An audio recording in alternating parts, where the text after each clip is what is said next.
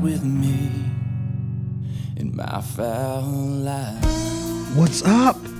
We're back at you, another episode. The Fowl Life Podcast, Fowl Thoughts, brought to you by Safari Club International.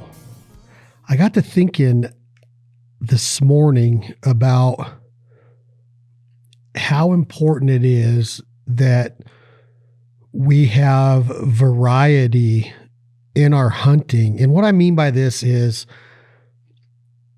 do you like to hunt everything? I know a lot of duck hunters that are just gung-ho duck hunters, and they'll hunt turkey some, and they might go on the occasional deer hunt. I feel like most people have their favorites and they're passionate about one more than the other. Then there are guys out there like Remy Warren that will hunt anything at the drop of a dime and love it all. But I started thinking about myself of like, is it important to have a variety, to mix it up? Or is it okay that really, truly mallard ducks and Canada geese are what really gets my blood flowing? And sometimes I feel weird about it because I see like my brothers, they love seeing ducks and geese do it right and descend down, back flap, the calling, the dogs, the birds working into the decoys. It gets you fired up. There's nothing like it in my opinion. But then they can also go out and get that fired up for a bull elk hunt with a rifle, or an antelope hunt, or a mule deer hunt. That they love calling coyotes. I love calling coyotes, but I self-admittedly don't do it as much as I once did. One, because we're busy, and two, got to focus a lot. The days that you're not in the duck blind or goose blind, I have to be focusing on some other matters at hand, whether it's family or business or whatever. But my point is that I don't get that fired up when I see a big mule deer buck, 200-inch buck. I mean, it's cool. When I see them in the wild, I'm fascinated with them, and I do enjoy hunting them. But I'll do anything to go on a mallard duck hunt or an awesome Canada goose hunt over water, ducks over water, geese over water. But I love geese over dry land. I love ducks over dry land, but I don't like doing it a ton. But I was thinking, like, am I weird, or is it weird that I'm not 100% into any other kind of hunting? I don't live and die big game hunting. I mean, I put in for sheep tag, and I would enjoy a sheep hunt, getting in shape and putting the pack on and carrying the rifle and getting up to 10,000, 12,000 feet and looking for a desert or a Rocky or a California or a Doll or a Stone. I love the idea of it, but nothing fascinates me like ducks. And that's one of the things I love about this podcast with Safari Club, is that Safari Club, you hear that and you think about safari, or like we talked about before, Africa, or big game. A lot of big game hunters. Jim Shockey's been a national spokesperson for SCI for so many years, and he's world famous for hunting pretty much big game all over the world. On some of his episodes, you'll see him chase a turkey or some kind of partridge with an air gun or a bow or something. But for the most part, Jim Shockey, I would categorize as a big game hunter. And Safari Club is supporting all of us now, and I think that's great. I think that duck hunters should be members of Safari Club for all the work they're doing behind the scenes. But am I different than you? Do you ever think about this when you're driving, or see your lanyard hanging there, or a mount in your house, or your dog by the fire, a picture from a past duck hunt or goose hunt, when you're practicing your calling or getting your boat tuned up or your decoys ready to roll? Do you ever ask yourself if anything else gets you that fired up? I know in the South, if you're a duck hunter, you're pretty much a duck hunter. You might go out and kill a deer here and there, and correct me if I'm wrong, and I'm not afraid to be wrong, but I think a lot of the duck hunters in the South, they want those 60 days in the duck blind. Some of them will go to Canada before that. I know a lot of Cajuns from Louisiana. I know a lot of guys from Mississippi that love going north of the border to Canada before that 60-day season in the South starts. But I'm wondering right now, do they ever get fired up being in that deer stand or those turkey woods? Like you take Michael Waddell, for example. He's been on the podcast several times. He loves whitetail hunting. He's awesome at whitetail hunting. Gets fired up over a 130 or a 180. I think Michael's biggest buck is in the 180s or 190s, but by no means has he killed tons and tons of 200-inch deer. He gets fired up because of the experience and the stories and the camps and just being one with Mother Nature and hearing those leaves crack and those sticks break and that deer approaching, you know, whether it's on a trail that Michael knows about or whether we get surprised. He loves elk hunting. He gets fired up when he's elk hunting, whether it's in Montana or Colorado, New Mexico. He loves being on the Indian reservation in New Mexico, chasing big mule deers with the tribe. But I think his one hunt would be a turkey hunt. I think Michael loves turkey hunting, but I also think he gets so fired up about all those other ones. And myself as a duck hunter, I don't get that fired up about any of the other ones. So I've been thinking, like, have I lost my mind? Like, why am I not more into archery and going to Kansas every year, or going to Pike County, Illinois, or going to Iowa and chasing a big rutting whitetail? Why am I not doing that more?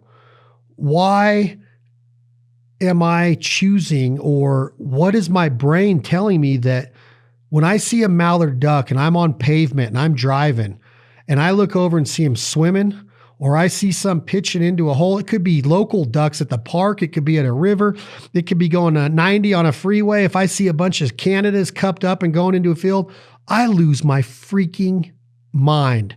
I literally have to put on the brakes and pull over because I start shaking. I'm not just saying that, like, you got to be careful. It's like texting and driving. When you're a duck hunter and you're seeing that, I guess when you're a deer hunter, you're usually seeing deer when you're on dirt roads with, in some places you're on pavement and you'll see deer and turkeys. In Nashville, I see turkeys all the time, but I don't get like, oh my God, there's turkeys, stop, pull over. When I see mallards or Canadas, I freaking lose it. It could be snows too. If snows are really doing it and they're cupped up and dropping from way high up, or specks, but it's mainly mallards and it's Canadas. When I see this, when I'm driving or anywhere I'm at, I could be in an office building with big windows looking out over a golf course or out over a marsh, and it'll be negotiation time or business time, and I'll literally like just look right through the person I'm talking to or over their head, and I can't help but keep looking at the ducks and geese.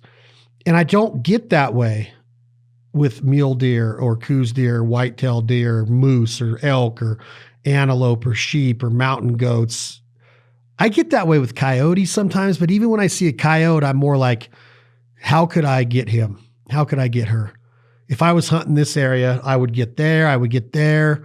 I would get on this vantage point. I'd hide like this. I'd use these sounds. I'd make sure the wind was doing this, but it doesn't matter where I see ducks or geese. I don't automatically go to, man, if I was in that cornfield, this is what I would do. I go automatically to holy smokes.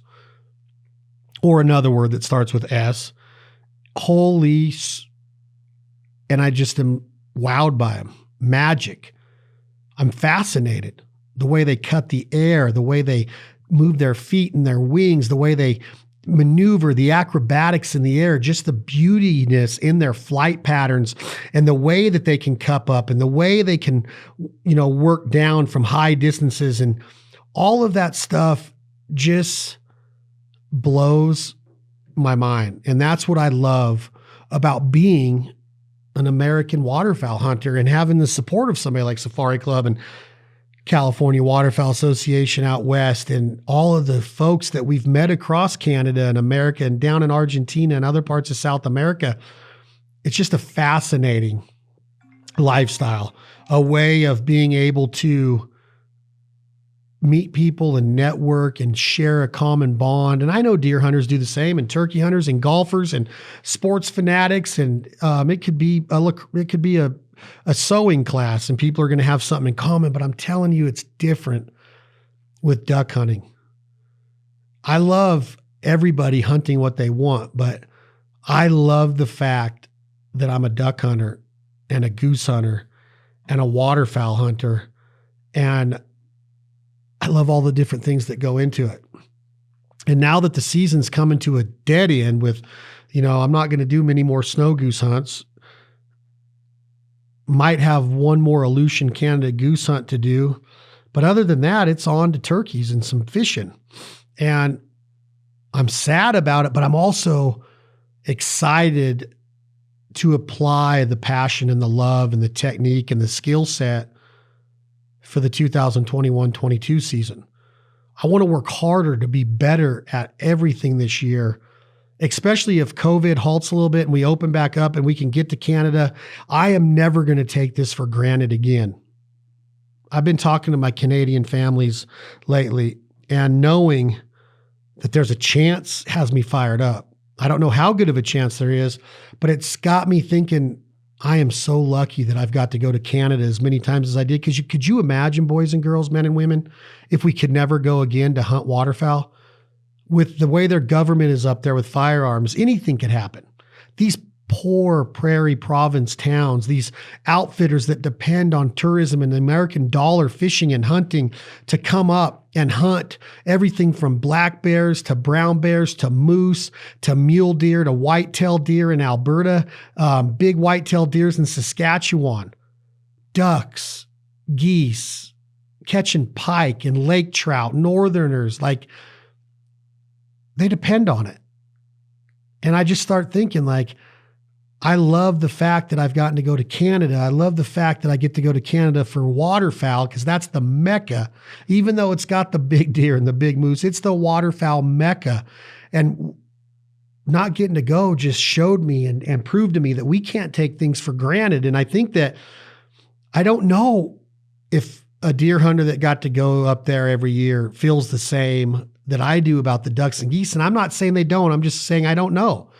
But when I'm up there with Clay and Crystal or Grant Kuipers, or being around Dave Stanley and all of the people he's introduced us to in Alberta, or being in Ontario and knowing the guys and girls that we know there, there's just this, it's like a tradition and a culture. It's this underground. It's the waterfowl underground. When you're there, it's what you're supposed to be there for.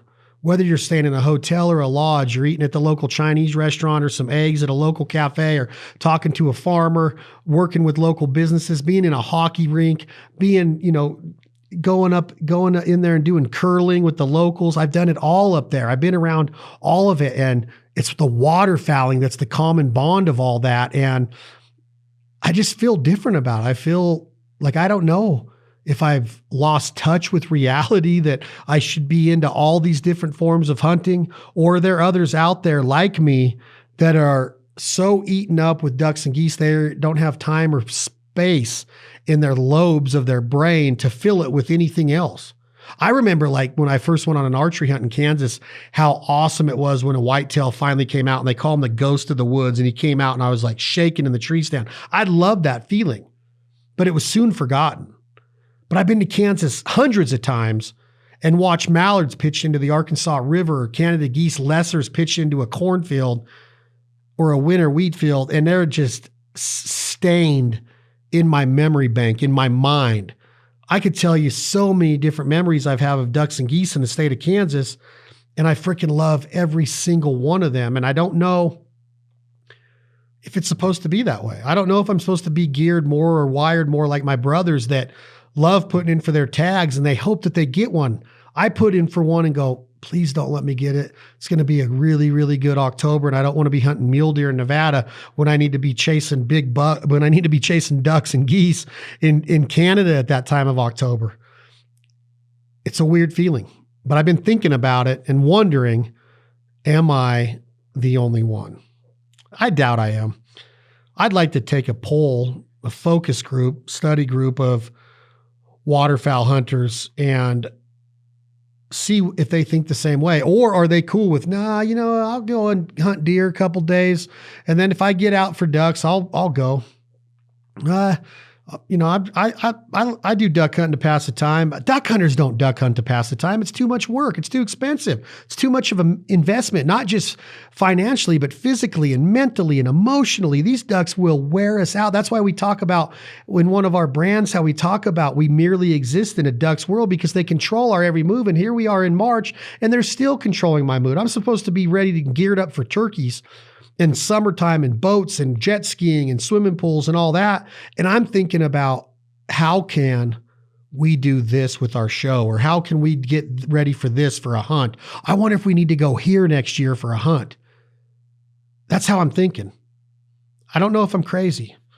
I might be crazy because of ducks and geese, specifically mallard ducks and Canada geese, all different species and subspecies of the Canada goose. I'm not saying I don't like hunting widgeon and sprig and teal and some divers and some specks and snows, but it's just those mallards and those Canadas, the sounds, the vocalizations.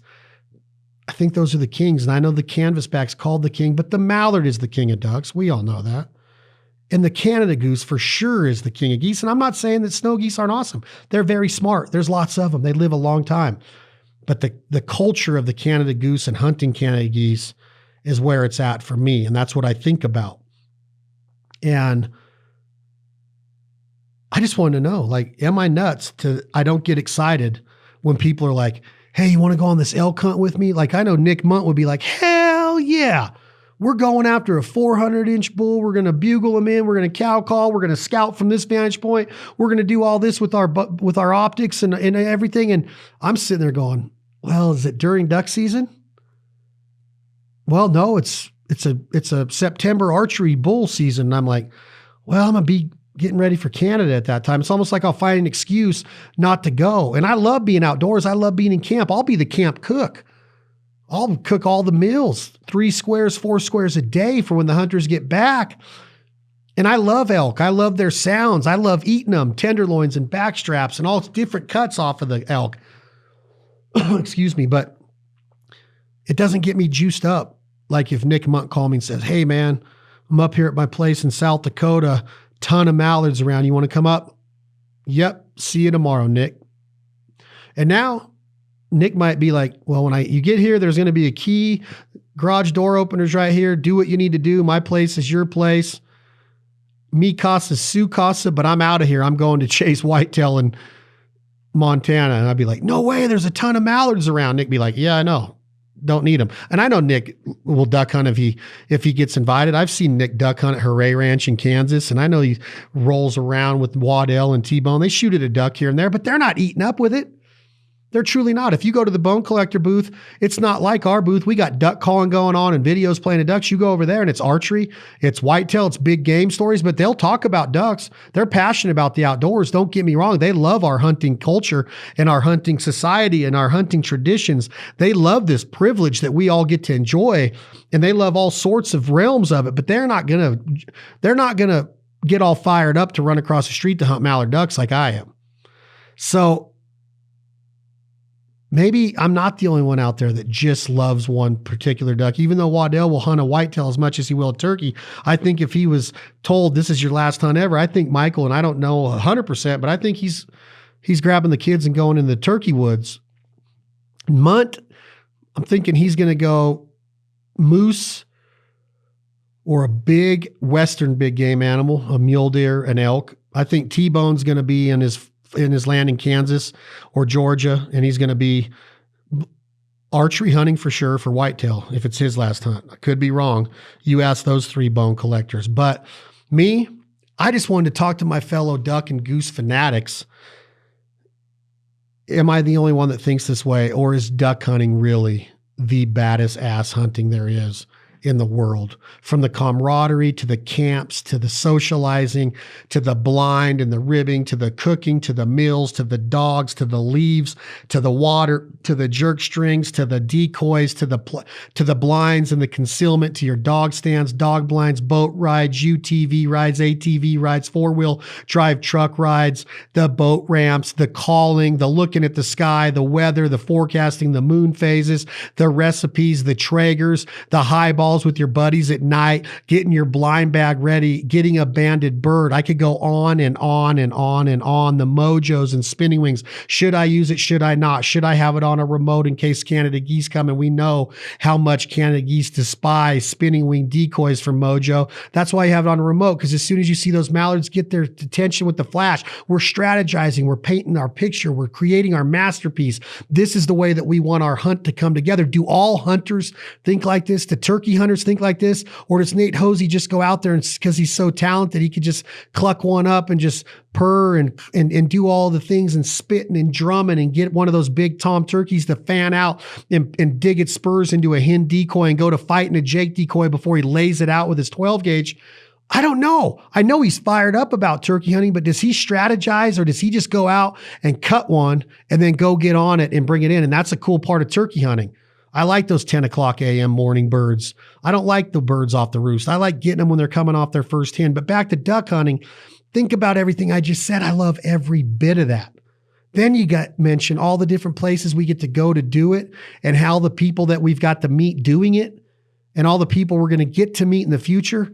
I'm fired up about it. And I just wanted to know, am I the only one? Talk to me. Am I the only one? If you're out there and you hear this, do we need to start a support group? Go in and tell our duck hunting stories. Phil Robertson and Duck Commander used to have it. It's called Duckaholics Anonymous. We're fanatics, man. We're crazy about it. I know Phil Robertson. I know Willie. I know Jace. I know Red Dog. I know Justin Martin. I pretty much have met the entire Duck Commander crew. And I honestly think that I know Willie loves deer hunting, but his dad and Jace, they're hunting ducks every year. Godwin, I think he's going to go after ducks or deer, fishing. Martin, if you give him a choice, he's duck hunting, but he loves turkey hunting. He loves whitetail hunting. But Phil, the original Duck Commander, and Jace is the guy that is with Phil most of the time in the duck blind. I don't know about Uncle Si. Si probably hunt up anything. Raccoons, squirrels, ducks, deer, fish. I don't know Si.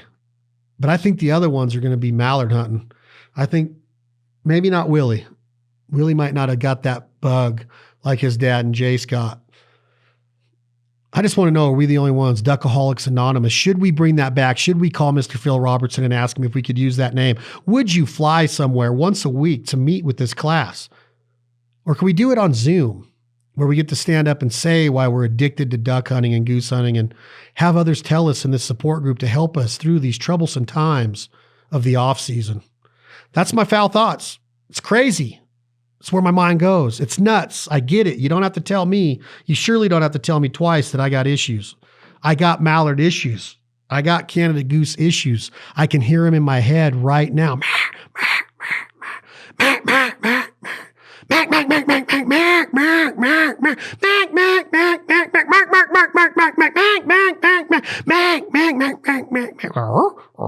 I'm nuts. I'm crazy. I know a lot of you are. Just admit it.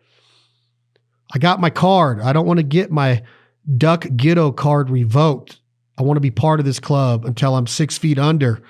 But I'm glad to be on this side of the dirt right now, and I'm glad to represent Safari Club International. I'm glad to have the support of SCI, Safari Club International. Support them. Become a member. They are the ones that are fighting for us hunters' rights and shooters' rights behind the scenes on a daily basis in our nation's capital and all of our state capitals, world capitals, all over the world. They support hunting, shooting, and all of our rights. So think about that. Support Safari Club and become a member now. Sign up now to be at the next national convention. Check them out on Instagram at official SCI. And thank you for listening to the Fowl Life Podcast, Fowl Thoughts, with yours truly, Chad Belding, brought to you by, again, Safari Club Internationals, our brothers and sisters at Safari Club and SCI.